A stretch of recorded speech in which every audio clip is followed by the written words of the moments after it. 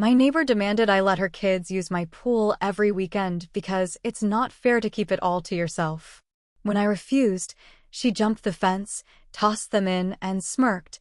Now you can't say a no.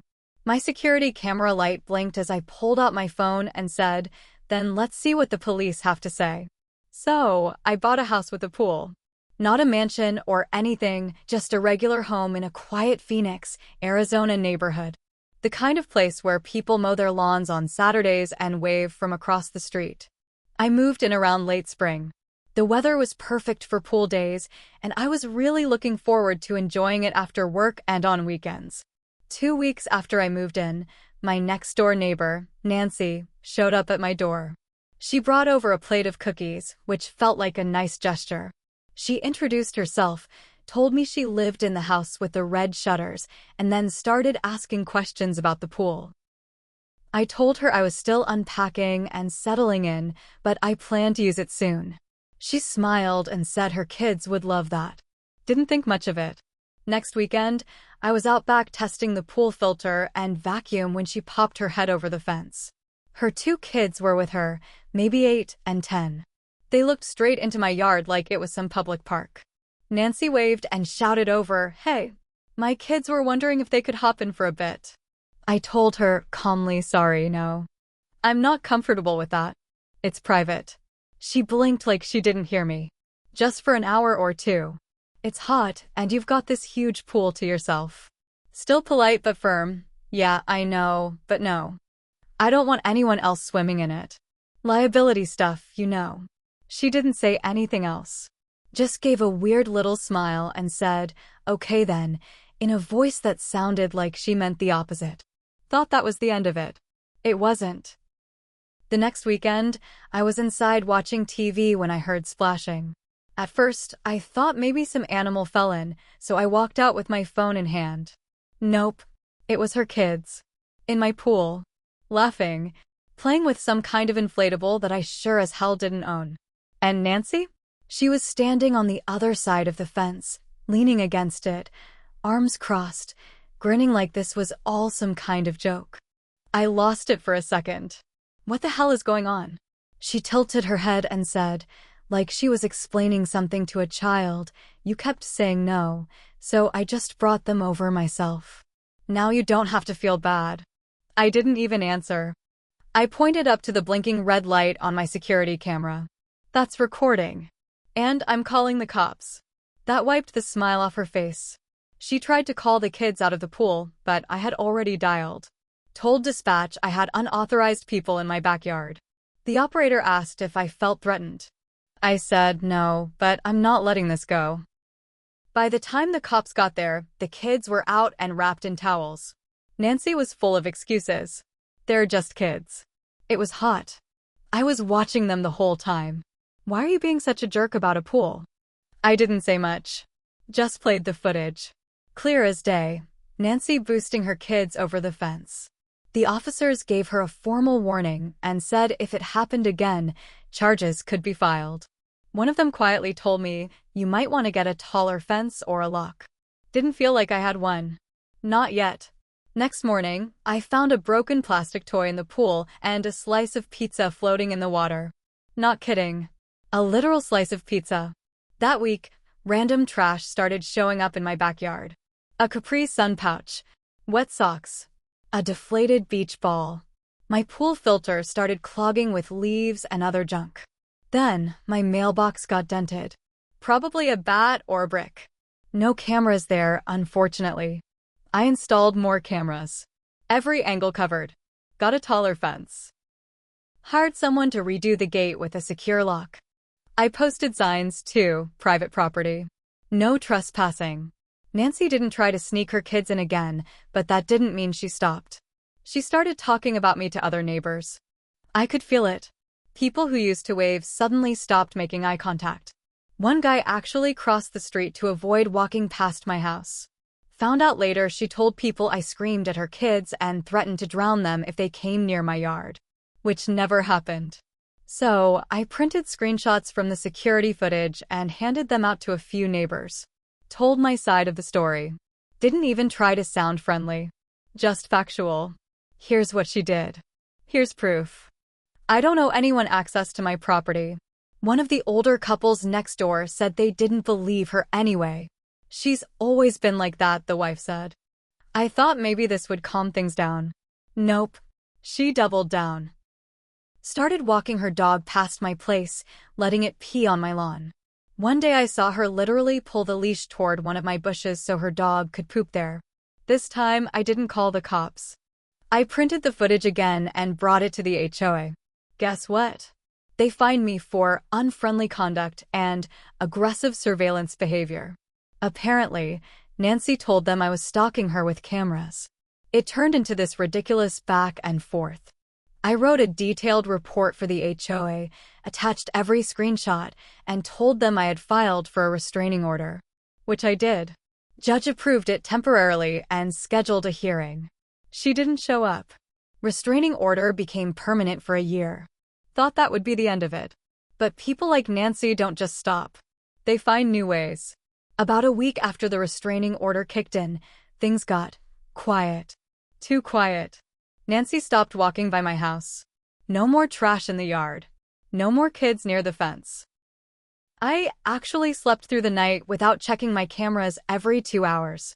It was weird, but I figured maybe, just maybe, she got the message. Then my water bill came. It was triple the usual. I thought it was a mistake, maybe a meter issue. So I called the water company. The guy on the phone ran a usage report and asked me if I had filled a second pool or installed a sprinkler system. I said no. I don't even water my lawn that much, it's Arizona.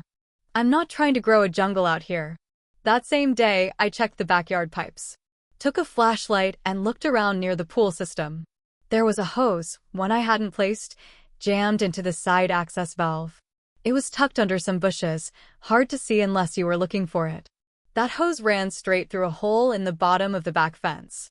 She was stealing water. I cut the hose in half and left it on her driveway. No note, no words. Just the hose. 2 hours later, she was outside screaming about harassment and calling me a psycho. I didn't respond. Just stood in my driveway, arms crossed, watching. I knew the cameras were picking it all up. A few neighbors came out to look. Some just stood at their doors. Others pulled out their phones. Nancy stormed back inside like she was the one being attacked. Next day, I dropped off the footage at the police station. I wasn't even angry anymore. Just done. They took it seriously this time. Said they'd talk to her again and add the incident to her file. When I asked what would happen next, the officer gave me that look like, it depends if she does it again. And she did. But not in the way I expected. 2 nights later, I'd heard my dog barking like crazy at 3 a.m. He usually sleeps through anything. I went to the window and saw someone moving by my gate. I pulled up the camera feed and saw a man in a hoodie crouching near the lock. Bolt cutters. I didn't even hesitate. Called 911 immediately. By the time the cops showed up, the guy was gone. But he didn't get away clean.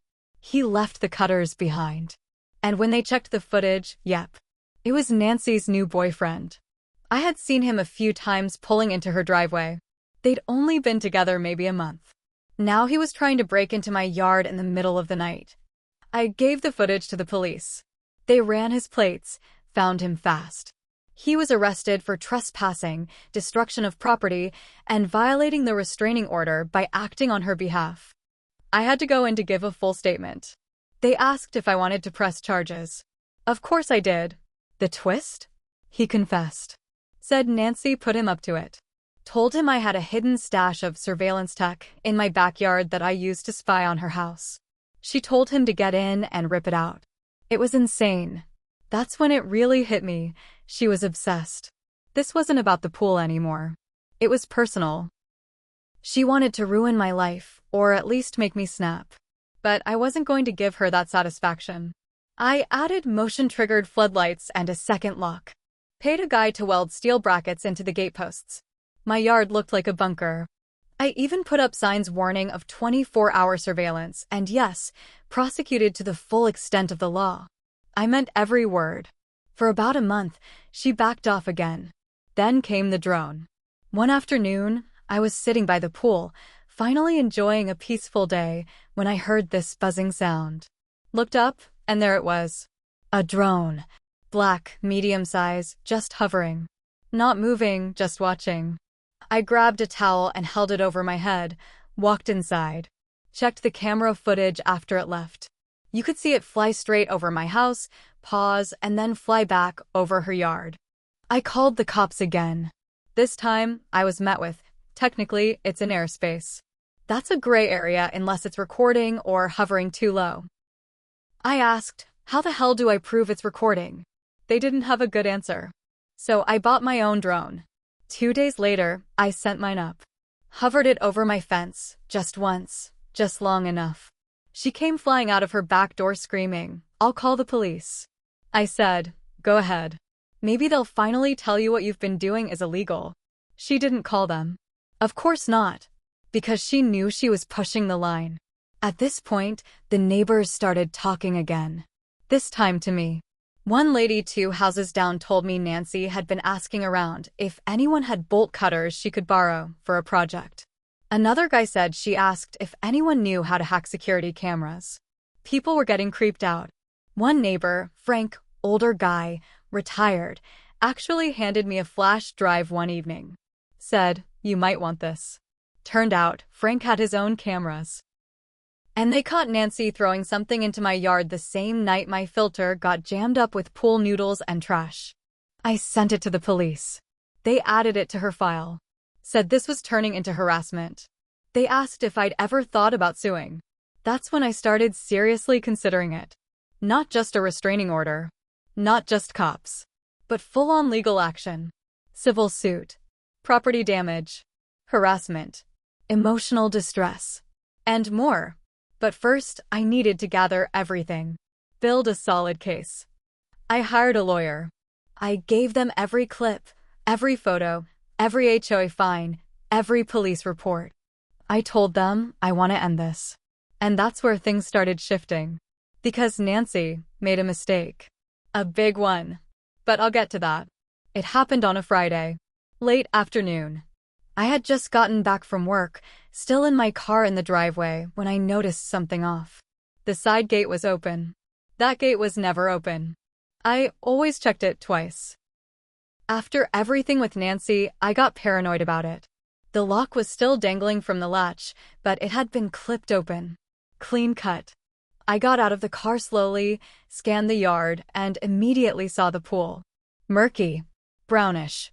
Like someone had dumped oil or mud into it. I walked closer and caught the smell first, pungent, chemical, disgusting. Then I saw it, an entire gallon of motor oil floating at the surface, lit off, glugging out into the water.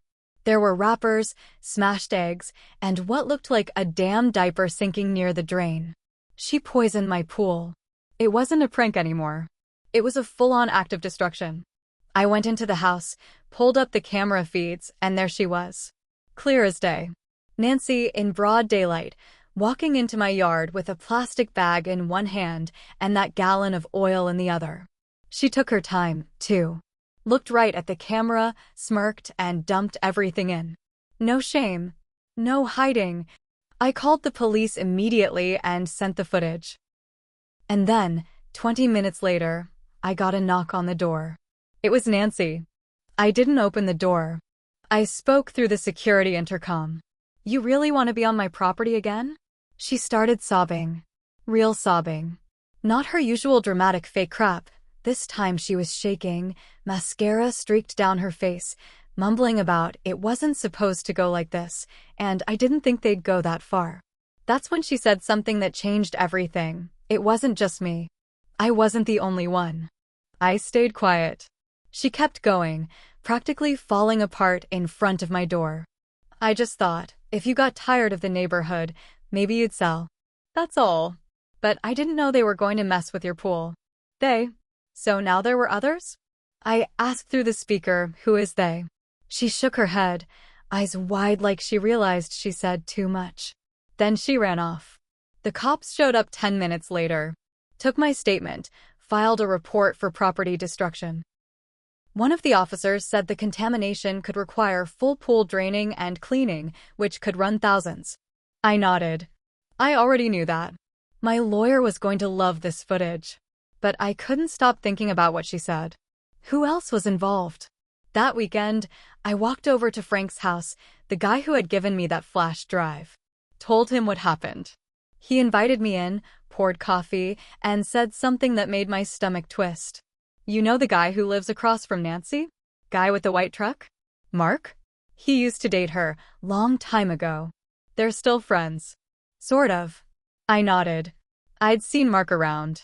Well, he works in real estate. Flips houses. Sometimes he buys from distressed sellers, foreclosures, or people who just want out. That hit hard. Are you saying, I think they were trying to make you leave? Devalue the house. You know, unlivable nuisance kind of situation. That was next level. I mean, I'd heard of neighbor drama before, but this was some movie-level conspiracy crap.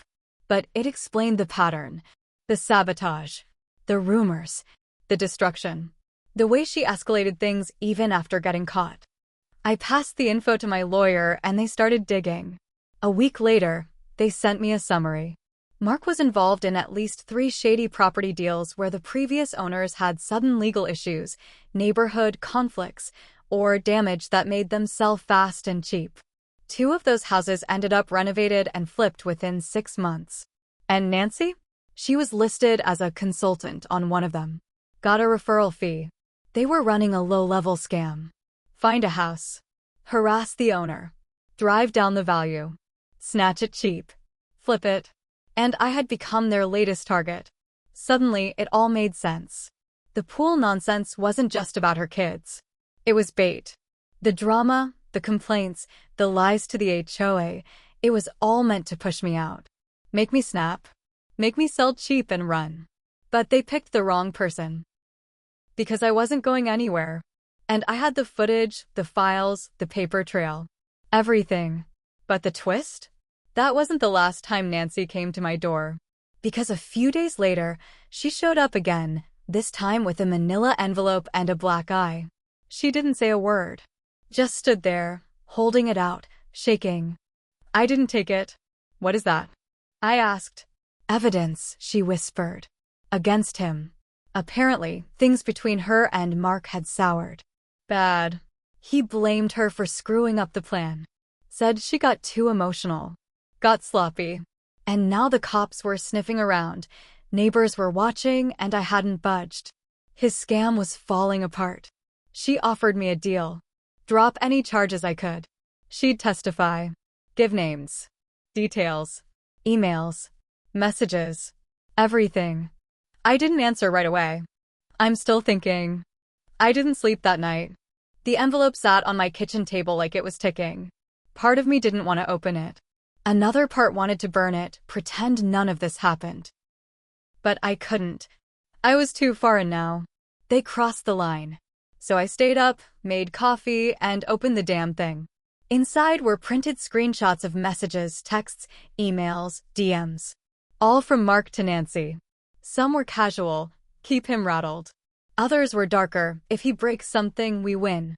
One flat out said, I'll make an offer through my buddy at the firm next month. Once he caves. It was all there. A full blueprint of what they'd done to me and others. She even included a USB with video clips from her phone. One of them? Mark dumping the oil in the pool, not her. She just watched. That black eye suddenly made more sense. I called my lawyer that morning. She went dead silent on the phone, then said, You have gold. Let's end this. We sent everything to the police, the HOA, and made an official complaint to the state's real estate board. A few days later, a detective showed up at my door asking for a formal interview. He didn't look skeptical. He looked pissed. Said this wasn't just harassment anymore. This was real estate fraud. Conspiracy. Sabotage. Multiple victims. A week later, they arrested Mark. Cameras caught it. He was watering his lawn like nothing was happening when the unmarked cruiser pulled up. 2 officers, no drama. Handcuffed, walked him to the car. Just like that. Gone. Nancy was brought in too, but not cuffed. She walked into the station alone, holding that same envelope like it was her only life vest. I watched the whole thing from my window. Then came the part one didn't expect. The HOA sent me a letter. Not to apologize, but to fine me. Again.